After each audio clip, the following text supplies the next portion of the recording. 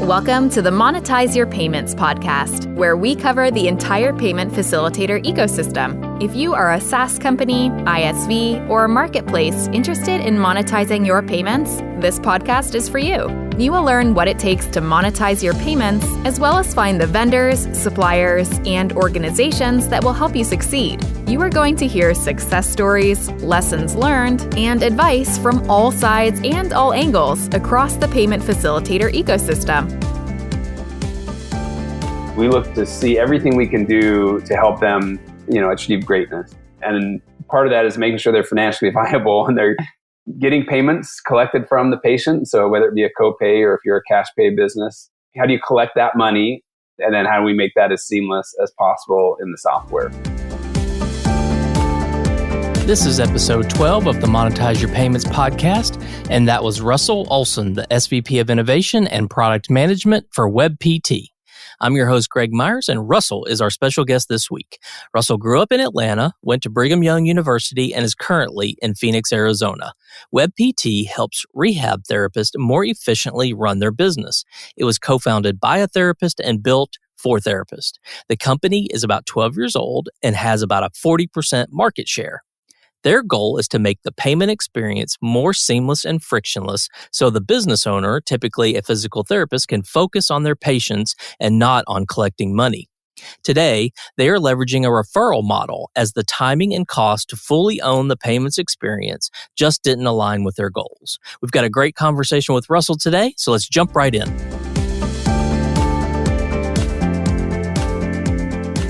Hi, Russell, and welcome to the Monetize Your Payments podcast. Thank you so much for being here. Greg, thanks for having me. I'm really excited to have this conversation and share our journey. Yeah, sounds great. So tell our audience a little bit about yourself, maybe where you grew up, where you went to school, where you currently live, a few things like that. Yeah, absolutely. So again, Russell Olsen, I grew up in Atlanta, Georgia. Went to school at Brigham Young University in Utah. I spent a couple years in Caracas, Venezuela, made my way back to Atlanta, then over to Dallas, and then I'm currently located in Phoenix, Arizona. Okay, great. And today you're the SVP of Innovation and Product Management at WebPT. So can you talk about what your roles and responsibilities are there? Yeah, absolutely. At WebPT, we have, I guess depending on how you look at it, about 9 different product lines. So we do everything from scheduling to documentation to billing to revenue cycle management. We even have a home exercise program where we record exercise videos that therapists can prescribe to their patients. We have a very broad range of product lines at the company. So my responsibility is overseeing product strategy, our category approach to the market, and then oversee a team that manages the individual product lines. And part of that responsibility on the innovation side is really looking at how we bring new products into the portfolio and how we get those in the hands of our, we call members, our customers, to use and improve their lives. Okay, so let's talk a little bit more about WebPT. Can you give us a little brief overview, but maybe a little bit more about what the company does? Yeah, absolutely. So we're in business to help rehab therapists achieve greatness in practice. And, it was co-founded by a therapist for a therapist. She was running her practice and realized that there had to be a better way. And this is back when most of the things were done on paper and transcription, and things were just starting to turn from the digital perspective on the healthcare front, and set out to kind of solve her own problem and built a really great system and the mental model of a therapist on what the therapist needs and how to document and how to make it efficient. And the growth of the company just tells the story that she kind of was the right time, right place, and right products. And it really took off. And we've had an amazing journey over the past 12 or so years. We have about 40% market share. So if you want to think about it as you drive down the street and you see a physical therapy sign hanging on in the strip mall or something, it's likely that they're using our software. And as I mentioned, as we look at how to help rehab therapists achieve greatness in practice, it's how do you engage with your patients? How do you document? How do you get paid? How do you measure your clinical outcomes? How do you run your business? Everything that's needed, kind of all things physical therapy, that's where we're focused. Okay. And physical therapy, I would assume, like most markets, kind of has your small one-man band all the way up to large enterprises. Is that true? Yeah, absolutely. And I would say our market's evolved quite a bit since the company was founded. I would say 10, 12 years ago when we started, it was predominantly just the small, medium businesses. So it was kind of owner therapists, maybe had one or two clinics. Over the years, those one or two clinics kind of have grown into there's a mid-market now where you might have 5 to 20 clinics. And then what we've seen lately is a lot of consolidation and more kind of we'll call enterprise groups that have 100 or more clinics. There's only a couple large that have thousands of clinics. So in general, the market is pretty fragmented in terms of lots of small, medium businesses out there. Okay. And your end user, is that typically like an office manager, or does the physical therapist actually run the business as well? So if we look at kind of the small end of it might be a physical therapist that decided to hang the shingle, and he or she is the owner, the scheduler, the biller, the therapist, right. Kind of doing a little bit of everything. And then we have all the way up to enterprise groups that have regional directors and billers and have maybe outsourced their revenue cycle management, maybe even overseas or somewhere. So we really run the gamut of literally, I just started my own practice today to, we're running a large enterprise with hundreds of clinics across the country. So we really have the kind of the full spectrum. Okay. And how big is WebPT? We're about 500 employees across and we have really kind of a global reach in terms of most of the employees are based here in the US, but we have headquartered here in Phoenix. We have a large presence in California, just outside of LA. And then we have offices in Colorado and Boston. And then, of course, everyone's working from home now. So, Right. We are all over the place. Yep. Okay, well, let's switch gears a little bit. And as the name of the podcast indicates, we're going to focus mainly on the payments part of your business. So let's just start at the very beginning. And maybe can you talk about how your company helps its customers with payments? And if payments isn't I don't know if it's billing or payments or what the right term is, but help guide us there. Yeah, no, absolutely. We look at it from a payments perspective, really as we step back and look at, we call it the golden thread. So as we look at, serving we call them members, but our customers, we look to see everything we can do to help them, achieve greatness. And part of that is making sure they're financially viable and they're getting payments collected from the patient. So whether it be a copay or if you're a cash pay business, how do you collect that money? And then how do we make that as seamless as possible in the software? And that's really, as we look at our payments business, it starts with where we started is, hey, you show up and you're at the front desk and you're checking into your appointment. How are we going to help facilitate capturing that money? And then how that money captured there flows all the way through the insurance, billing, collections, and then, potentially back to the patient for any outstanding balance or additional financial responsibility. So that's kind of how we look at it. And as we look off into the future where we're going, it's all about how to make that payment experience easier, more seamless, and reduce friction and load on the therapist and their practice. So again, they can focus on patient care and not worry about collecting money for people. Sure. So if you don't mind, maybe walk through some of the payment scenarios. I mean, like patient walks in, there's a potential of a point of sale type of in-person payment, right? And then there could be a web portal that someone logs into and pays online. I mean, are those the right scenarios? Yeah. I think of it a couple different ways. And physical therapy offers some unique scenarios and from a healthcare perspective. But the traditional is you have an appointment today at 10 a.m. You walk in, there's somebody at the front desk. They're going to collect your copay or co-insurance, or maybe you're a cash pay patient. And so you're paying it all up front right there. So there's that in-person point of sale collection. You might go back for therapy. You might need a TheraBand or a ball or some BioFreeze or something. And so as you leave, you might purchase something for your treatment to take home with you, then get home, and then the payments get processed through the insurance company. And maybe it was out of network or you met your deductible. And so then there's kind of that post-care resolution to whatever the financial status might be of that encounter. Then there's nuances where, if you physical therapy, you might come in 2 or 3 times a week for 6 weeks, let's say. So you get people with their children, for example, your son or daughter might have broken their arm. And so they go in for physical therapy and you might be there for the first visit. And then, the subsequent visits, you might drop them off, or maybe they're old enough to drive on their own. And so you'll get scenarios where they'll want special payment arrangements. So, hey, my kid's coming in every day the next couple of weeks. I just want to pay it now, and not to have them pay when they come in. So there are kind of some scenarios like that. And then at this point, we haven't gone online payments, but that's our next feature set that we're going to be adding is online bill pay and text to pay and some of those things like that. Okay. How important would you say payments is to your overall business? Yeah, I would say it's not why we're in business and it doesn't fund our business. I've certainly met companies that their payments are making more money than their software fees for sure, but that's not us. Our core business is around scheduling therapist treatments, documentation, and billing of insurance companies predominantly. But this is a very important piece to our customers, as that's how they're collecting their money, and it's been a nice revenue stream for us, as we've gotten this up and running. So certainly not why we're in business, but definitely a benefit. Right. So typically I ask a question if you consider yourself a payments company, but I think I know the answer to that one.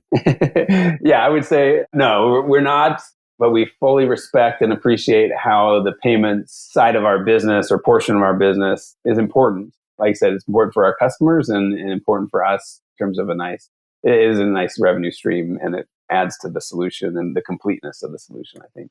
Sure. Okay.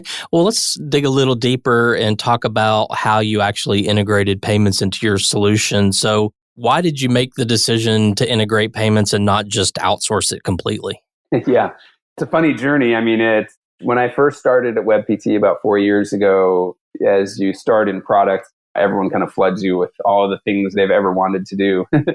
And one of the things I did when I first joined was I got out of the office, and we have thousands of members and using our software. So I could literally go anywhere in the country and walk down the street and find somebody using our software. So we kind of got out and we visited about 158 of these clinics across the country. And as I was meeting them and just understanding what they're going through over and over again, I saw, a iPhone with a little square device or some terminal and I was just kind of curious, and I just asking them, and they were furious about it because it created a very disconnected workflow where to take a payment, they had to have some external device system. They would take that payment and then they had to hand key it into our system so that it had the right financial treatment and processed correctly through the billing and management of the patient account.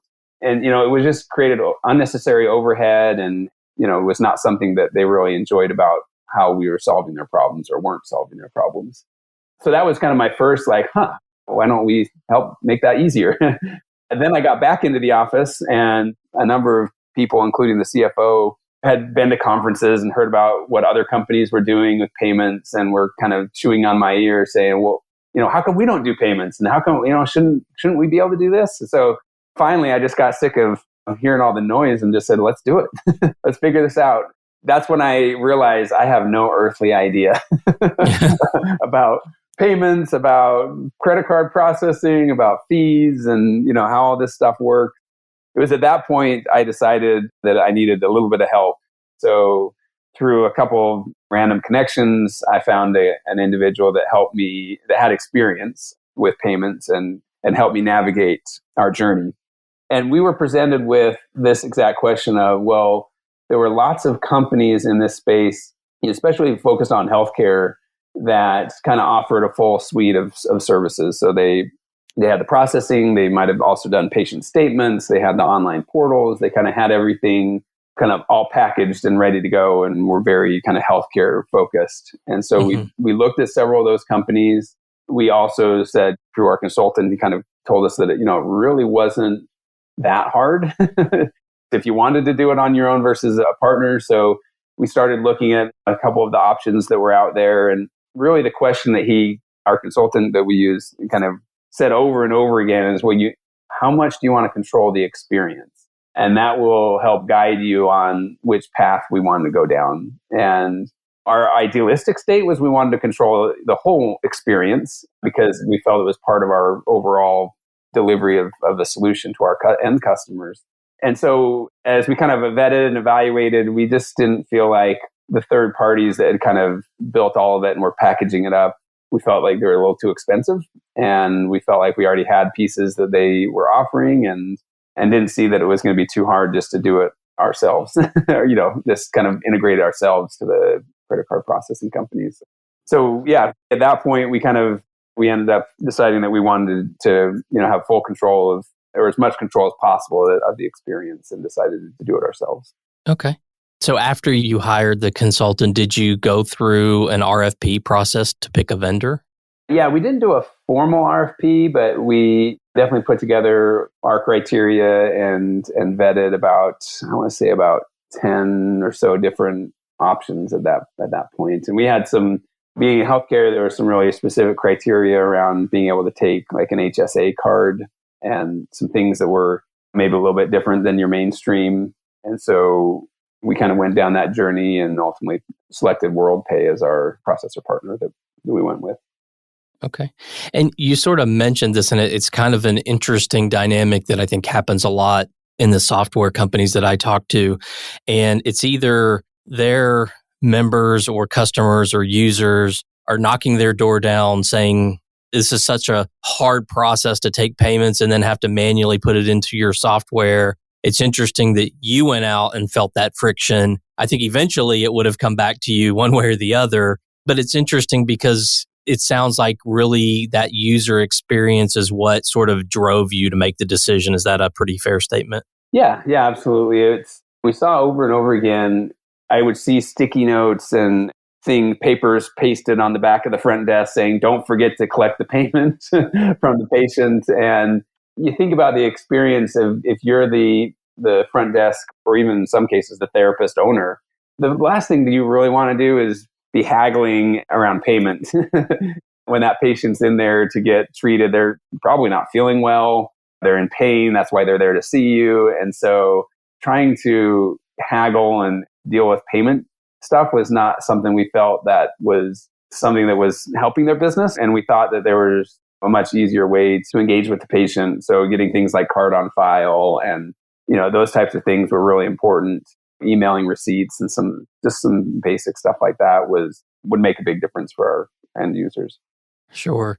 As you were going through this process, some of the big drivers that we often hear about are things like the risk, which could be transactional risk, reputation risk, all those types of things. I mean, is that one of the areas that you guys felt we don't want to go there, so we're going to go with a partner who will manage that for us? Or what's your view on sort of the risk side of the business? Yeah, as we've got in it, we actually feel that physical therapy is a very, very low risk from a financial risk perspective. When somebody steals a credit card, they're not likely to show up and get physical therapy with it. Right. So there's not a lot of chargebacks. There's not a lot of fraud and that type of thing. So that aspect, we actually feel really strongly that we're in a good space in our market. Is relatively low risk. For us, it became more of around the organization. We were doing a lot of different things. This, as I mentioned earlier, we're not a payments company. And so we began to look and say, well, okay, we're going to have to retool some of our sales teams so that they really understand how to sell payments. We're going to have to engage some of our support teams differently so they can really understand how to support payments. And it was our first foray into this space. And so we decided at that time that we were going to partner up with WorldPay and do more of a referral model instead of an ISO or a payback model. So that was kind of even though we wanted to control the whole experience, we also recognized that we had a lot of other stuff going on and ultimately decided to go down a partnership route versus trying to do it all ourselves at the same time. Sure. I mean, there's an investment, right? Whether that's a monetary investment or an investment in time, doing all those things like you mentioned, having a sales team that understands payments, having a support team. I mean, even doing what you're doing, you have to have that. But just think about it if you were to take the whole payments inside, what that would be like. Yeah, exactly. And so that's why at the time, we still think it's important and it's an important solution. But we thought we would kind of ease our way in rather than plunge into the right. deep end. So how did your members, how did they adopt the solution? I mean, you said you went and visited 100 or more and they had the Square dongle or the terminal. And so they had a system before. And when you launched it, how well or easily did they adopt the new sort of solution that you brought to the table? Yeah, I would say after we went through our learnings, so there's definitely some logistics that come into play in terms of getting the devices to the clinic, getting them to turn on and process that first $100 of transactions so that they're comfortable using it. So we definitely had some learnings figuring that out, but I would say the response was pretty overwhelming when we announced that we were adding this capability. I think that first month we had over 500 leads that came in of people that that wanted to sign up immediately. Mm-hmm. So we have over 2,000 clinics using the solution now and have gotten some good scale and continued growth out of it. So it's been great, and the response has been very positive. People just have seen how it just adds efficiency. So they're not manually keying in. It reduces human error, and then being able to get card on file and some of that, and just right there in the medical record system, charge the card on file. Just helps ease a lot of the friction that was there. So, were you very intentional about trying to convert people to the system? Yeah, we ended up really partnering with WorldPay.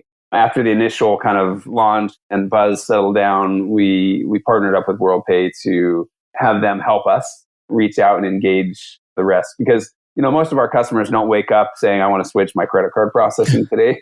Right. And so helping them understand, in some cases, again, these are small businesses in a lot of cases that had not had very good or very favorable terms with their bank or whoever they were getting their credit card processing with. So we reviewed some statements early on just to try to understand where our price was going to be and how competitive we were going to be. And I mean, there's some people we looked at that they were paying like 9%, 6 to 9%. They were losing on every transaction. And, so a lot of it was also just, hey, with our scale, we were able to get very good pricing and, help give money back in their pocket. So, but it's something that most people, don't think about every morning after they've got it set up and it's just kind of happening. And so being able to come in and say, hey, this is going to reduce effort on your side, reduce errors, and we're going to save you some money in the process was really a win-win scenario. Okay. And so we've talked a little bit about the journey and going back to really being, using air quotes, pressured to do this through hiring a consultant, through talking to vendors, to actually implementing and launching an integrated payment solution. So what would you say was or is the most painful part of integrating payments? I would say the most painful part was you're dealing with people's money. So we would get interesting scenarios like people would need to process 2 payments, and these are copays. So I'm processing 2 $20 transactions in a row. And some of the default settings were, hey, that looks like a duplicate card swipe, so don't do it. And so, we worked around it. It was like, oh, well, can you make one of those charges $20.01? And, so they don't look like a duplicate transaction. So in the early days when we're discovering these scenarios, it was painful because you're dealing with people's money. And I think the tolerance for issues and learnings is lower than, taking the company who is not focused around payments. So, hey, when a support rep gets a question about why the credit card terminal is not working, it's understanding how to train the rest of the organization when that's not our core business. And we're usually answering questions about why a note didn't get finalized correctly or why a button's not working right in the system. So adding this dimension of kind of a foreign topic into the organization and giving our members the right experience as they called in for support or called in to talk to us about whatever reason. Those were, things that were probably pretty difficult and challenges we certainly had to overcome as we made this a great experience. Okay. Well, we've covered a lot of ground on your payments journey and about the company and yourself. So are there any final thoughts or anything else you'd like to share about integrating payments or about your company that you want to leave the audience with? Yeah, I mean, I guess I would say is it feels like every year that I watch this, it feels like there's more and more resources and it's getting easier and easier. When we first started this almost 4 years ago, I had to go hunt to find a consultant. And now there are I found lots of companies that help with the risk modeling and help with some of the other aspects that would have been great to have had at the time. And so at the time, I was struggling to find other companies like me that I could talk to and get their experience. And it seems like now more and more companies are doing this, and there's kind of a bigger network of people to ask and engage. And so I guess my parting thought would be, it's not as hard as it might seem. It's certainly a complex with all the fees and transactions. And I think one of the other mistakes we made was we over projected our financial impact. And that really, really hurt us in the early days, where we were doing great things, but we were under our financial projections. And, and a lot of it was just inexperience. And I think there seems to be like a bigger network and more experience to pull from than there was 4 years ago when we started. So I would just strongly encourage that it's possible. It can make it can be very impactful to your business, and it's definitely worth pursuing. Okay. Well, thanks for sharing that. And Russell, thank you so much for being on the show. I really appreciate your time and everything you shared today. What would be the best way for people to learn more about the company? Yeah, I think the best way is you can go to webpt.com. We're always hiring. We got lots of open positions now. And if you're a physical therapist, we'd love to help you achieve greatness in your practice. And so you can find us there on LinkedIn or all over the place. Okay, great. Well, Russell, thanks again for being on the show. I appreciate your time. Great, Greg. Thanks for having me. Thank you for joining us this week on the Monetize Your Payments podcast. Make sure you visit our website at monetizeyourpayments.com, where you can subscribe to the show and where you will find our show notes. If you would like to be on the show or have a suggestion for a guest, please email greg@monetizeyourpayments.com.